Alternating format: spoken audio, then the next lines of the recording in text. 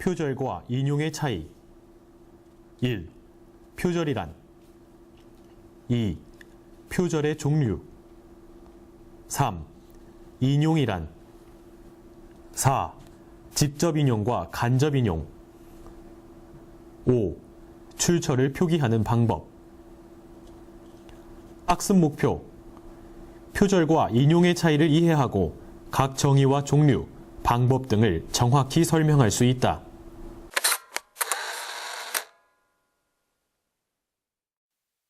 다음 뉴스입니다. 최근 스타 강사 김미경의 논문 표절 의혹이 제기된 것에 이어 배우 김혜수가 표절 사실을 인정한 가운데 대학생의 태반이 표절 개념을 잘 모르는 것으로 나타났습니다. 문헌 정보처리 기업 무화유는 이 같은 내용의 대학생들의 표절에 대한 의식 설문조사 결과를 공개했습니다. 이에 따르면 국내 대학생 대부분이 문서 작성 시 자료를 무단 사용한 적이 있었다고 합니다. 절반 이상은 표절에 대한 죄의식을 느낀 적도 없었다고 하는데요. 설문 참여 대학생 1,013명 중 무려 97%가 학교에서 표절과 인용에 대한 교육을 받은 적이 없다고 답했습니다. 인용과 표절의 차이점을 잘 모르는 대학생은 46%, 인터넷 자료를 참조할 경우 인용 방법을 모르는 대학생도 64%에 달했습니다. 반면 인용과 표절의 차이를 알고 있다. 자료 참조 시 인용 방법을 안다고 답한 숫자는 20% 미만에 그쳤습니다.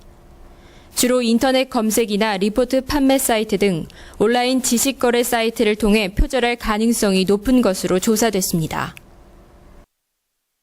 요즘 논문 표절 문제가 많이 거론되는 것 같아. 하긴 주변에 있는 선후배들도 표절과 인용의 차이를 잘 모르긴 하더라. 맞아. 며칠 전 뉴스에도 표절 문제가 이슈화되었던걸? 요즘 장관 인사청문회에서 논문 표절 문제가 비일비재하대. 나도 본 것 같아. 이제는 표절 문제가 마냥 좌시할 수 없는 문제가 돼버린 것 같아. 그래. 왜 이런 일이 자주 일어나는지 모르겠네. 사실 표절은 용납될 수 없는 대표적인 연구 부정행위 중 하나라는 점을 모르는 연구자들은 없을 텐데 말이야. 그렇겠지? 내 생각엔 말이야. 연구자들이 표절이 심각한 문제점이라는 걸 제대로 인식하지 못하고 학술적 글쓰기를 하고 있어서인 것 같아. 맞아. 그래서 나도 지금 걱정이야. 요즘 쓰고 있는 논문에 대해서 걱정이 많아. 나는 아직도 헤매고 있는 것 같아. 도대체 어디까지가 표절이고 표절이 아닌지도 모르겠고 너무 어렵다. 동국이랑 동실이 머리를 맞대고 뭘 그리 걱정 중이니? 표절과 인용의 차이가 뭔지 잘 모르겠어요, 교수님. 그렇구나. 이전 시간에도 배웠지만 가장 큰 문제는 연구자가 학위 논문을 쓰든 자신의 연구 성과를 전문 학술지에 발표하든 타인의 독특한 아이디어나 표현 또는 결과를 가져다 활용할 때 반드시 출처를 밝혀야 한다는 거야. 아, 정말요? 그래. 동국이처럼 몰랐거나 알면서도 의도적으로 무시하기 때문에 표절이 발생하고 있는 거야. 그래서 우리가 주의할 점은 일반적으로 학술적 글쓰기에서 많이 발생하는 표절의 유형이 무엇인지 알고 올바른 인용법을 제대로 알고 실천해야 한다는 건데 그렇게 한다면 표절을 예방할 수 있을 거야. 교수님만 믿을게요. 그래. 그럼 우리 표절 전문가를 불러서 차근차근 알아가 볼까? 표절의 정의는 다음과 같습니다. 2006년 과학기술부에서 발표된 연구윤리 확보를 위한 지침 해설서에 나와 있는 표절이라 하면 타인의 아이디어, 연구 내용, 결과 등을 정당한 승인 또는 인용 없이 도용하는 행위를 말합니다. 또한 2009년도 한국학술단체 총연합회에서 학술 연구 분야 표절 및 중복 게재 등과 관련한 연구윤리 지침을 발표했는데 과학기술부의 지침서보다 자세하고 구체적인 정보를 제공합니다. 한국학술단체 총연합회에서는 표절을 다음과 같이 정의합니다. 표절은 의도적이든 비의도적이든 일반적 지식이 아닌 타인의 아이디어나 저작물을 적절한 출처 표시 없이 자신의 것처럼 부당하게 사용하는 학문적 부정행위를 말합니다. 잘 들었지? 그럼 표절의 어원에 대하여 이야기해보자. 표절은 도둑질하다, 훔치다라는 의미를 지니고 있단다. 표절의 영어 단어인 플레저리즘은 납치자를 뜻하는 플라기아루스, 훔치다의 의미를 가진 플라기아이레라는 라틴어에서 유래되었지. 이처럼 표절은 다른 사람의 아이디어나 글을 훔치고 그 훔친 것을 자신의 것이라고 은근히 주장한다는 의미를 내포하고 있는 거야. 그런데 훔치는 대상이 구체적인 물건이 아닌 다른 사람의 생각이나 글과 같은 정신적 산물이라는 점에서 표절은 단순한 절도가 아닌 지적 절도라고 해도 과언이 아니겠지. 아, 그렇군요. 표절 행위가 얼마나 무서운 짓인지 깨달았네요. 저도요. 자기 자신을 속이고 다른 사람에게 상처도 주고 여러모로 백해 무익한 행동인 것 같아요. 그래, 표절은 꼭 주의해야 한단다. 무의식 중에 모르고 일어날 수도 있으니까. 그럼 교수님, 표절에는 어떤 유형이 있는지 말씀해 주세요. 그래, 그럼 표절에는 어떤 유형이 있는지 알아보자. 사실 올바른 인용의 출발점이 표절하지 않는 것에 있는 것은 분명해. 표절 여부를 따지기 어려울 때도 적지 않지. 그럼 우선 우리 미국 학계에서 분류하고 있는 표절의 유형을 살펴볼까? 네. 유령 작가형은 다른 사람의 연구물을 자신의 것으로 제출하는 경우를 말하며, 사진 복제형은 단일한 출처로부터 변형 없이 텍스트의 중요 부분을 복제한 경우를 말합니다. 포트럭 논문형은 원래 표현을 대부분 유지하면서 여러 출처들로부터 복제해서 새로운 논문으로 재조합한 경우를 말하며, 어설픈 변장형은 글쓴이가 출처의 본질적인 내용을 유지하고 있으면서 키워드나 표현을 바꾸어 논문의 외양을 살짝 바꾼 경우를 말합니다. 게으른 노동자형은 글쓴이가 독창적인 작업에 시간을 들이기보다 다른 출처로부터 페이퍼의 대부분을 변형하고 서로 짜맞추는 데 시간을 더 소비한 경우를 말하며, 자기 도둑형은 저자가 자신의 이전 연구물을 차용해 독창성에 관련된 정책을 위반한 경우를 말합니다. 각주 망각형은 원 출처에 저자명을 언급했지만 인용된 부분의 위치에 대한 구체적 정보를 포함시키지 않은 경우를 말하며, 오보형은 출처와 관련된 정보를 부정확하게 제공한 경우 해당 출처를 찾기 불가능한 경우를 말합니다. 말 바꿔쓰기형은 출처를 적절히 인용했지만 복제된 텍스트를 인용 부호 안에 놓지 않은 경우를 말하며, 잔머리형은 저자가 모든 출처를 인용했고 적절히 말을 바꿔 썼으며 적절히 인용 부호를 사용했으나 대부분 독창적인 연구를 포함하지 않은 경우를 말하며, 완전 범죄형은 출처와 인용 부호를 사용했지만 그 출처에서 다른 주장들을 인용 없이 말을 바꿔 사용한 경우를 말하고 있습니다. 우와, 정말 종류가 다양하네요. 이걸 기준으로 삼으면 예방하는 데 도움이 될 것 같아요. 네, 표절하는 방법이 다양한 만큼 미리 봐두면 무심결에 저지르게 될 때 조심하게 되겠군요. 그럼 이러한 내용을 보니 표절이 뭐라고 생각되니? 우리 똑순이 동실이가 대답해 볼래? 네, 일반적으로 표절은 연구자가 자신의 저작물 속에 타인의 저작물을 활용했으면서 정직하고 명확하게 그 활용 사실을 밝히지 않았을 때, 즉 출처를 표시하지 않을 때 발생되는 것 같아요. 그러니까 반드시 출처를 표시해야 함에도 표시하지 않을 때 표절이 성립되는 것 같군요. 표절이란 정말 얌체 같은 짓 같아요. 그러면 교수님, 우리나라 연구자가 표절에 대해서 분류해 놓은 건 없나요? 미국에서 분류한 것을 보니 어휘들이 약간 좀 어색해요. 있지. 서울교육대학교 이인재 교수가 2012년에 표절의 대표적인 유형을 분류했단다. 유형에는 텍스트 표절, 아이디어나 원 저작물의 구조 표절, 말 바꿔쓰기 표절, 모자이크 표절 등으로 분류했지. 전문가를 통해 자세한 사항을 알아보자. 2012년에 서울교육대학교 이인재 교수가 발표한 표절의 대표적인 유형은 다음과 같습니다.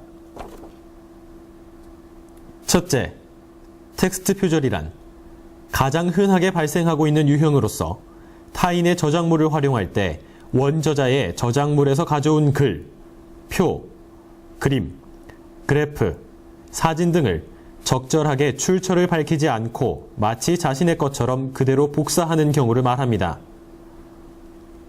둘째, 아이디어나 원저작물의 구조 표절이란 어떤 주제에 대한 타인의 독창적인 생각이나 그 주제를 해결하는 원저자의 독특한 사고 구조나 논리의 전개의 틀을 무단으로 베끼는 것을 말합니다. 셋째, 말 바꿔쓰기 표절이란 출처를 표시하지 않은 채 타인의 저작물을 말 바꿔쓰기를 한 경우입니다. 학술 연구 활동에서 타인의 저작물을 읽고 자신의 용어로 다시 말 바꿔쓰기를 할 수 있지만 이때에도 원저작물의 출처를 반드시 밝혀주어야 합니다. 자신의 저작물 속에 원저작물의 핵심 아이디어나 원저자의 개성 있는 글쓰기 방식이 살아있는데 출처를 표시하지 않으면 아무리 몇몇 단어나 순서를 바꾼다고 해도 표절 혐의를 충분히 벗을 수 없겠지요. 넷째, 모자이크 표절이란 다른 사람의 글을 활용하되 출처를 밝히지 않고 문장을 바꾸거나 편집, 변형하여 마치 자신의 것인 것처럼 만드는 것을 말합니다. 그래, 지금까지 대표적인 표절의 유형을 보았어. 하지만 여기서 중요한 한 가지를 물어볼게. 일반적으로 연수의 표현이 몇 단어 정도 반복되었을 경우 표절로 볼까? 넉넉하게 10개쯤? 아니면 15? 6개로 알고 있습니다, 교수님. 맞아, 동실아. 6단어가 연수의 표현으로 반복되면 표절로 봐. 하지만 일부 학문 선진국에서는 5단어로 보기도 하고 8단어라는 주장도 있단다. 이런 점을 보면 표절의 범위가 명확하지 않다는 점을 알 수 있지. 또한 우리가 생각해야 할 문제가 더 있어. 가령 출처를 표시했다고 해도 그 표시가 통용되는 합리적인 방식으로 제대로 되지 않을 때도 표절이 성립되거든. 통상 많은 연구자들은 적절하지 않은 출처 표시에 대해 주의를 기울이지 않고 있어. 출처를 표시했으므로 표절에 해당되지 않을 것으로 쉽게 생각할 수가 있는데 이는 커다란 오해일 수도 있다는 거지. 교수님, 표절이 단순히 겹치는 글자 수로 결정된다는 뜻은 이해가 되지만요. 예외적인 상황은 없나요? 그래, 그럼 적절한 예를 들어보자. 가령 광고물의 경우가 그 예가 될 수 있겠구나. 가령 여성의 피부는 권력이다, 침대는 과학이다 라는 광고문은 서너 단어에 불과하지만 강한 메시지를 전하는 광고문이어서 다른 광고에 쓴다면 곧바로 표절이 되겠지? 아, 그렇군요. 즉, 옮겨다 쓴 부분의 양도 중요하지만 내용과 질에 있어서 원 저작물의 주요 핵심이 중요한 기준이 될 수 있다는 뜻이군요.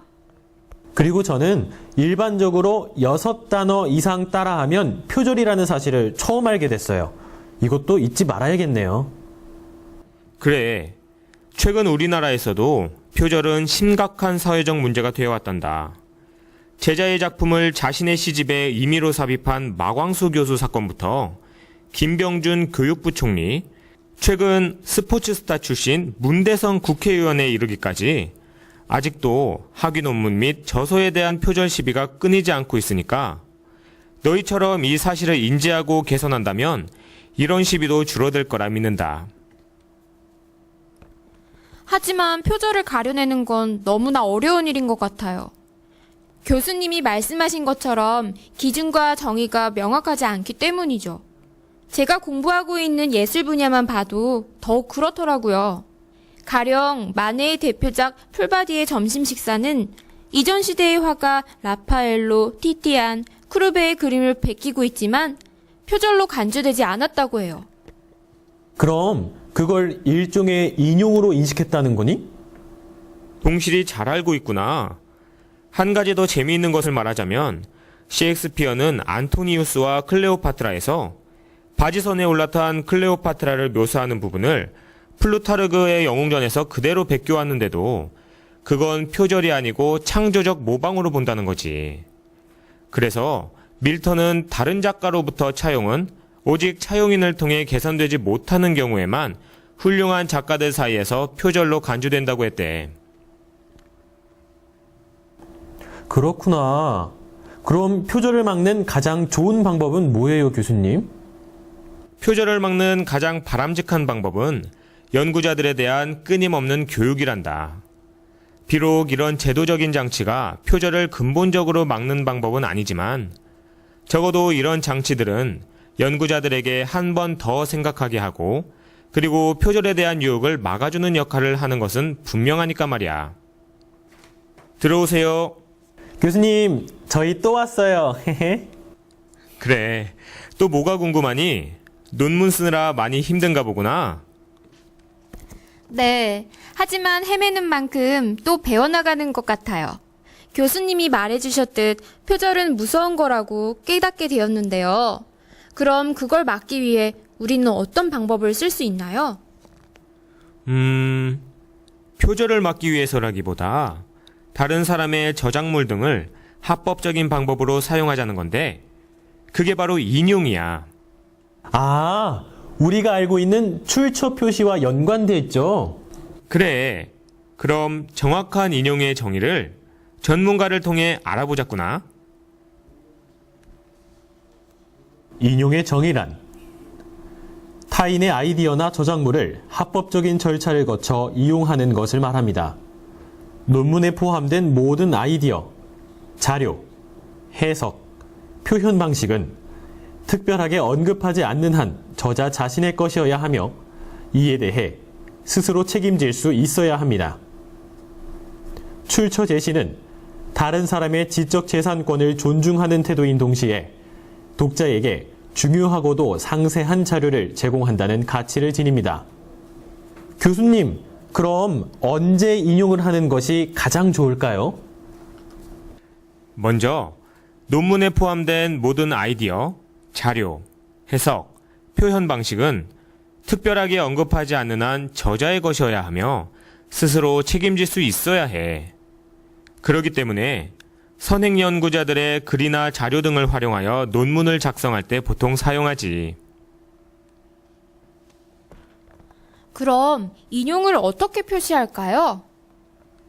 그 출처를 정확히 밝혀 저자들의 주장이 든든한 근거와 확실한 자료에서 출발한다는 것을 보여주고 선행 연구자들의 공로를 인정해줘야 해. 출처 제시는 다른 사람의 지적 재산권을 존중하는 태도인 동시에 독자에게 중요하고도 상세한 자료를 제공한다는 가치를 지니게 된단다. 그렇다면 인용을 사용할 때의 원칙을 알아보자. 인용을 사용할 때의 원칙은 다음과 같습니다. 인용의 원칙은 반드시 필요한 경우에만 인용을 해야 하고 충분한 가치가 있는 내용만 인용하고 원저자의 의도를 벗어나지 않도록 인용해야 하며 가능한 한 짧게 인용해야 합니다. 또한 직접 인용은 원칙상 1차 자료에서 하지만 1차 자료를 참고할 수 없는 경우 다른 사람이 인용한 것을 재인용하고 그 사실을 밝힙니다. 다른 언어로 쓰인 문헌에서 인용할 때는 인용 부분을 번역하여 본문에 끼워 넣고 원문은 주로 처리하는 것을 원칙으로 하여 이 인용은 간접 인용의 성격을 가집니다. 반드시 원문을 인용해야 한다면 원문 인용도 가능합니다. 그리고 인용한 출처를 밝혀야 하며 사실에 관한 정보 등 일반 지식의 출처를 밝힐 필요는 없습니다. 마지막으로 특정 분야의 일반 지식의 출처를 밝힐 필요는 없습니다. 이것이 인용의 원칙입니다. 이제 인용을 할 때 사용 원칙에 대해서 알았지? 네. 근데 교수님, 한 가지 질문이 있습니다. 일반 지식의 출처를 밝힐 필요가 없다는데 그게 정확히 무슨 말씀인가요? 너희 혹시 아인슈타인 아니? 그럼요, 교수님. 근데 그건 왜 물어보시나요? 너희가 상대성 이론에 대해 언급할 때 매번 아인슈타인의 논문을 인용하지 않듯이 누구나 아는 일반 상식에 대해서는 출처를 밝히지 않아도 되거든. 여기서 누구는 그 논문을 읽는 대다수 사람, 즉 해당 학문 분야의 전문가로 볼 수 있지. 따라서 학술 논문에서는 그 분야를 전공하는 사람들이 대체로 아는 일반 상식에 대해선 출처를 밝히지 않아도 돼. 그렇군요. 지금까지 표절과 인용에 대해서 배웠는데 그럼 몇 가지 사항에 대하여 좀 더 알아보도록 하자. 너희 혹시 직접 인용과 간접 인용에 대해서 알고 있니? 네? 그게 뭐죠? 그럴 줄 알았다. 인용을 할 때는 다음 두 가지 형태로 인용을 하거든. 직접 인용과 간접 인용이라는 거야. 그럼 전문가를 통해 자세한 사항을 알아보자. 직접 인용은 다음과 같습니다. 직접 인용은 인용문의 표현을 그대로 옮기는 것을 말하며 인용문의 길이가 3줄 이하면 문장을 따옴표로 표기합니다. 인용문의 길이가 길면 본문과는 별개의 단락으로 처리하여 들여쓰기를 합니다. 글의 명확성과 간결성을 고려하여 불필요한 부분은 생략할 수 있습니다. 또한 생략한 부분은 생략 부호를 사용하여 사실을 밝혀야 합니다. 마지막으로 출처를 표기합니다. 교수님, 직접 인용이라는 것이 거의 그대로 옮기는 걸 말하는군요. 혹시 예시를 들어주실 수 있나요? 그래, 그럼 간략한 예시를 들어서 설명해 줄게. 표에서 보듯이 우선 짧은 글은 따옴표를 통해서 인용을 표시하고 긴 글은 본문과는 별개의 단락으로 처리하여 들여쓰기를 통해 인용을 한 거야. 이제 좀 이해가 가지? 네. 그럼 간접 인용에 대해서 알아보도록 하자. 간접 인용은 다음과 같습니다. 간접 인용은 원문의 표현을 자신의 언어로 풀어 써야 하며 원문과 비슷한 어휘수를 유지해야 합니다. 또 원문의 독특한 어휘나 절은 인용 부호를 통해 의미를 유지하고 또한 간접 인용을 할 때는 원문을 보지 않고 자신의 언어로 풀어 쓴 후 원문과 비교하는 것이 편리합니다. 만일 고쳐 쓴 문장이 여전히 원문과 비슷하다면 직접 인용으로 전환할 것을 권장합니다. 마지막으로 출처를 표기해야 합니다. 어떻게 하는지 예문을 보면 더 이해가 잘 갈 텐데. 그래? 이걸 보렴. 표에서 보듯 원문의 표현을 자신의 언어로 풀어서 인용했지. 이제 좀 이해가 가지, 동구가, 동실아. 이제는 직접 인용과 간접 인용에 대해서 헷갈려 하지 않겠지? 네! 그럼 이제 마지막으로 출처를 표기하는 방법에 대하여 알아보도록 하자. 또 있어요? 그럼 벌써 지친 거니, 동국이 동실이? 아니요. 저는 아직 배고파요. 아, 그래? 그러면 식사하러 가야 하는 거 아니야? 아니요. 전 교수님께 더 배우고 싶다는 소리예요. 히딩크 감독의 명언에서 인용했구나. 그럼 인용을 할 때에는 항상 출처를 표시해야 하는데 그 출처를 어떻게 표기하는지 알려주세요, 교수님. 출처를 표시하는 것도 방법이 있는 거였나요? 그냥 맨 마지막에 쓰면 안 되나요? 안 되고 말고. 그렇게 아무렇게나 출처를 표시하는 것이 아니라 출처 표시 방법으로 해야 해. 방법도 여러 가지 종류가 있단다. 그럼 우선 출처 표시하는 방법에 대해 자세히 보도록 하자. 출처를 표기하는 방법은 다음과 같습니다. 출처를 표기할 때는 글쓴이, 서명, 출판사, 인용 쪽수 등을 표기해야 합니다. 그런데 출처 표기 방법은 학문 분야에 따라 그 배열이 조금씩 다릅니다. 하지만 어떤 방식으로 출처를 표기하던 일관성이 중요합니다. 필요에 따라 중요하다 생각되는 정보를 추가할 수는 있으나 언제나 순서와 형식에는 일관성을 유지해야 합니다. 출처를 표기하는 방법은 크게 두 가지로 나눠집니다. 첫 번째는 주석을 사용한 출처 표기 방법. 두 번째는 참고 문헌을 사용한 출처 표기 방법이 있습니다. 주석을 사용한 처리 방법은 자신의 설명이나 주장을 뒷받침하기 위해 사용한 자료나 근거를 제시하는 것을 말합니다. 주석은 내주와 각주로 나누어집니다. 내주는 인용한 참고 문헌 정보를 문장 뒤 괄호 안에 저자와 출판 연도만을 표시하고 글 뒤에 참고 문헌 목록을 만들어 정보를 모두 제시하는 것을 말하며, 각주는 본문 밖에서 인용한 참고 문헌 정보를 해당 페이지 아래에 제시하는 것을 말합니다. 참고 문헌을 사용한 처리 방법은 자신의 설명이나 주장을 뒷받침하기 위해 참고한 저서, 논문, 기사 등의 목록으로 글의 맨 끝에 실습니다. 참고 문헌은 국내 논저, 국외 논저, 기타 자료의 순서로 구분해 배열하기도 하고 인용 순서에 따라 배열하기도 합니다. 대표적인 순서는 다음과 같습니다. 저서, 번역서, 논문, 사전류, 기사 순으로 배열합니다. 하지만 출처를 표기하는 구체적인 방법은 학회마다 다를 수 있습니다. 따라서 출처를 표기할 때에는 자신이 투고하고자 하는 학회지의 규정에 따라 출처를 표기해야 합니다. 표절과 인용에 대하여 공부를 해봤어. 마지막으로 정리해보면 표절보다 중요한 것이 올바른 인용 방법이야. 다시 한번 강조하지만 논문을 쓸 때 선행 논문의 표현을 그대로 사용할 거면 내용을 따옴표로 표기하고 출처를 밝히면 돼. 그럼 과학이나 공학 분야의 학술 논문에서는 어떻게 할까?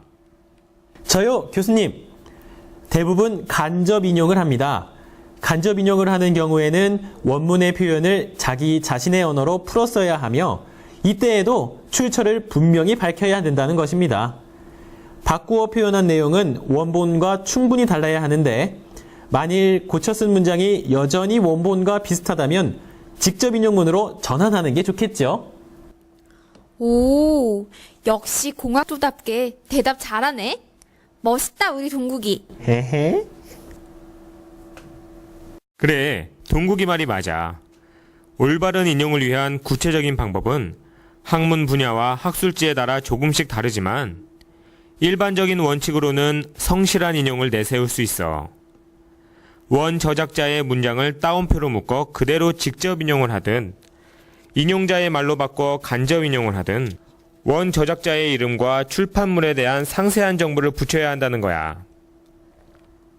또한 논문의 결과를 왜곡한 것이나 저자의 주요 논점을 벗어난 내용을 인용하면 안 된다는 것을 잊지 말았으면 하는구나. 우리 그럼 실습을 통해서 표절과 인용을 설명해 볼까? 다음 원문의 글을 읽어봐라.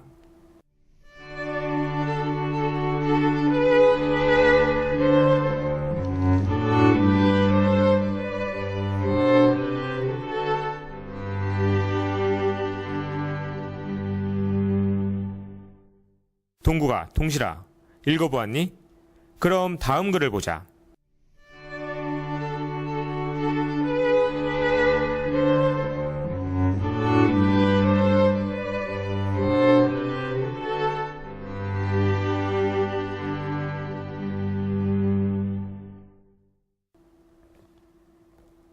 뭐가 문제인 것 같니?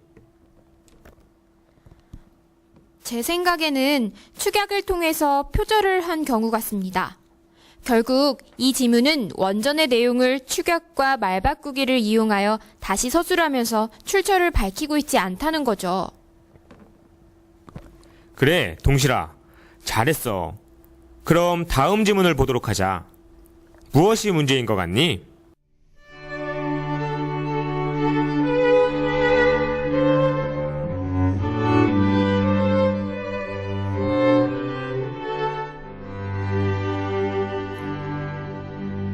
우선 출처를 밝히지 않았어요. 그리고 잘 모르겠어요. 그래, 동구가. 가장 중요한 건 출처를 밝히지 않았다는 것이지. 또한 문장의 일부를 그대로 사용하는 표절을 했다는 거야. 추가적 예시를 통해 적절한 직접 인용과 간접 인용 방법을 익혀보도록 하자.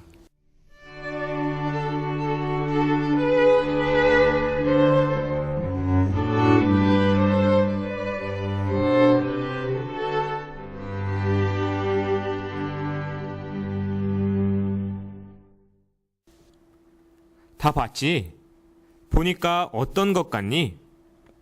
직접 인용한 부분은 주석을 달아 출처를 표기한 후 문장이 3줄 넘는 긴 글 직접 인용을 통해서 본문과는 별개의 단락으로 처리했고, 간접 인용은 원전의 생각을 분석하고 필자의 생각으로 소화하여 필자의 해석과 주장으로 제시했다고 볼 수 있겠군요. 맞아. 너희들 인용과 표절을 완전히 이해한 것 같구나. 다 교수님 덕분이에요. 마지막으로 부적절한 직접 인용과 사례를 보는 것으로 마치자꾸나. 네, 알겠습니다.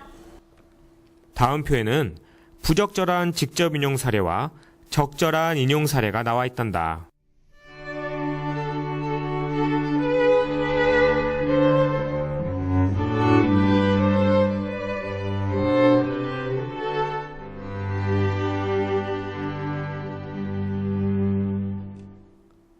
다들 보고 있니? 무엇이 문제인지 금방 알 수 있겠지? 그럼 다음 시간에 보도록 하자. 퀴즈. 맞으면 O, 틀리면 X를 선택해 주세요. 1. 일반 상식이라면 출처를 밝히지 않아도 된다. 정답은 O입니다. 2. 연구자가 다른 분야의 전문 학술지에 논문을 투고할 경우 독자층이 달라 심사자가 일반 상식의 출처를 요구할 수 있다. 정답은 O입니다. 3. 선행 연구자들의 글이나 자료 등을 활용하여 논문을 작성할 때는 그 출처를 정확히 밝혀야 한다. 정답은 O입니다. 4. 직접 인용은 글의 명확성과 간결성을 고려하여 불필요한 부분은 생략할 수 있다. 정답은 O입니다. 5. 간접 인용은 원문